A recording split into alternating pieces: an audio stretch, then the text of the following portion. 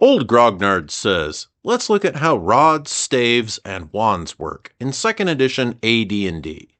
Hello and welcome. In the DMG's treasure section, there are descriptions for rods, staves, and wands, along with explanations for what they do in game terms. I think a good place to start would be with the physical descriptions for each of these items. Rods are about 3 feet long and as thick as your thumb. They are normally found in cases or similar storage places. Rods can be fashioned from metal, wood, ivory, or bone. They can be plain, decorated and carved, tipped, or not. Staves are about 5 feet or 6 feet long and as thick as a young sapling, about 1.5 inches at the base, tapering to 1 inch at the tip, although they can be of nearly equal diameter throughout. Staves are typically fashioned of wood, often carved, usually metal-bound, and likely to be gnarled and twisted. They can be unusual or appear to be ordinary. Wands are 1 1/4 feet long and slender. They are made of ivory, bone, or wood, and are usually tipped with something, metal, crystal, stone, etc. They are fragile and tend to break easily. Because of this, they are often kept in cases. It's worth noting that in 2nd edition, rods, staves, and wands don't have standardized appearances. For example, you could have 2 wands of magic missiles right next to each other, and they might look totally different. Unless there's an obvious reason the characters would know what an item is, like seeing the previous owner use it, they'll have to pay someone to identify and research the item, or they could use divination spells or some other method to figure it out for themselves. As far as activating an item, folks at some tables will have items activated by command words. It's important to note that command words are an optional rule in 2nd edition. If you don't use command words in your game, the user just activates the item and it works. To me personally, using command words to activate wands and such is just too magical British school children for my tastes. I prefer the idea that a wizard can activate a wand by manipulating magical energy the same way that they do when casting spells to push the metaphysical button or pull the metaphysical trigger. Other classes aren't as good at metaphysical trigger pulling and button pushing or do it differently, and this is why only certain classes can use certain items. This makes sense to me, but do what your table finds to be the most fun. I'm sure some of you have opinions on this, so feel free to talk about them in the comments. Just keep in mind, though, once again, that command words are an optional rule. So now we've made it to the point where we know what these items look like, how the players figure out what an item is, and how their characters trigger or activate the item. Now let's look at the game mechanics behind what these items do and how they function in and out of combat. Rods, staves, and wands, unless otherwise stated, are powered by charges. They also have default power levels, so I put this table together to help explain these things. You can see here the number of charges each of these items has when found. They'll sometimes have fewer charges, especially if an item has been used against the party. A DM might also have an item have significantly fewer charges if the party is low level and they want the item to be a temporary boost rather than having it hang around long term. You sometimes see this in modules where items have far fewer charges than what you'd expect if you rolled the item according to what the DMG says. If you're coming from 21st century D&D, the charges shown on the table may seem like an insane amount of charges. But keep in mind that in this game, rods, staves, and wands don't recharge themselves at dawn or whatever you might be used to. Some of them can be recharged, but just keep in mind that they are a finite resource.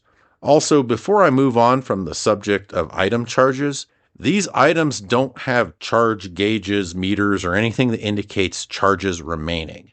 Characters can use various spells to figure out how many charges an item has, or pay someone else to hook it up to their fancy arcane test equipment or whatever to figure it out, but they have no real-time indication of how many charges an item has remaining. This part here where it shows the default power level is what level caster the device acts as if it isn't stated in the item's description. So if the device's description says something different, go with that. If it isn't stated, use the default power level. Rods don't usually have leveled spell effects, so there isn't a default level stated in the DMG. An overarching concept to keep in mind with everything I've said so far is that there always seems to be an exception, so read item descriptions carefully. Now let's look at how all of this works when a character actually uses one of these items. The first thing we're going to look at is how initiative works, specifically when using a rod, staff, or wand. If you're not familiar with how the initiative process works in 2nd edition, I did a video that explains this, and if you'd like to watch it, the link is in the end cards and also in this video's description. If you still have comments after watching that video and this one, as always, ask questions in the comments. If we look at the initiative modifier table, the default initiative modifiers are +1 for rods, +2 for staves, and +3 for wands. However, if the item has something different listed in its description, use that modifier instead. For example, a wand of conjuration has an initiative modifier of +5, because that's what its description says. There's also the question of initiative modifiers when a rod or staff is used as a melee weapon. If it's an item with definite weapon forms, like how the Rod of Lordly Might can turn into a battle axe +4 and some other melee weapons, then do initiative as whatever weapon it is currently, adjusted for magical bonuses. If it's vague, like how a rod of smiting works, then just use the modifier for a rod.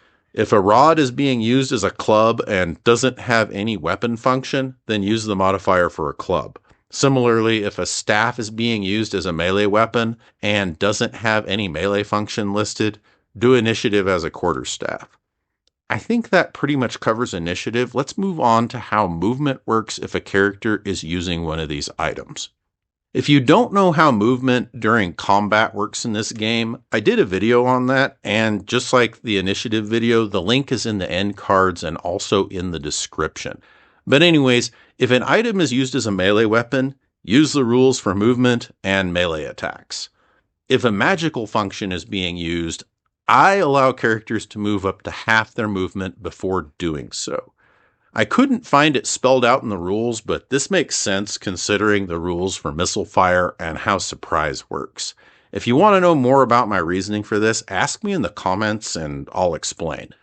So now that we've got initiative and movement handled, what about adjudicating effects once the rod, staff, or wand goes off? The default saving throw used against item effects is, you guessed it, rod, staff, wand. There are exceptions which I find odd, like the paralyzation and fear effects of the Rod of Lordly Might. The description says the target can make a save versus spells to resist the effects. However, for the most part, targets save versus rod, staff, or wand when facing a rod, staff, or wand. If you have any questions on how 2nd edition AD&D saving throws work, you guessed it, there's a video for that, and the link is also in the end cards and description. Remember the thing from earlier about items having charges? The last subject we'll look at is what happens when we run out of charges. The default answer for rods, staves, and wands when they run out of charges is that they become non-magical and cannot be recharged. There's also an optional rule that wands will crumble into dust. As always, there are some exceptions, like the Rod of Lordly Might, so check the item description to see if there's an exception. Some items can be recharged if they haven't had all of their charges expended. Whether this can or cannot be done will be stated in the item's description. I was going to cover how this works, but I think the process of recharging magic items is worthy of its own video, especially if it's bundled together with how magic items are made in the first place. Okay, I think that pretty much covers how rods, staves, and wands work in 2nd edition AD&D. Wait, I have one more thing to talk about before I end the video. I failed to mention how rods, staves, and wands enter the game world in the first place. That's usually as part of a treasure, and if you want to know more about how that works, the link to the treasure video is in the description, and there's also a card for that here, along with the ones for initiative, movement and combat, and saving throws. And with that, it's outro time. Thanks for watching. The Beefed and I would like to wish you a wonderful rest of your day.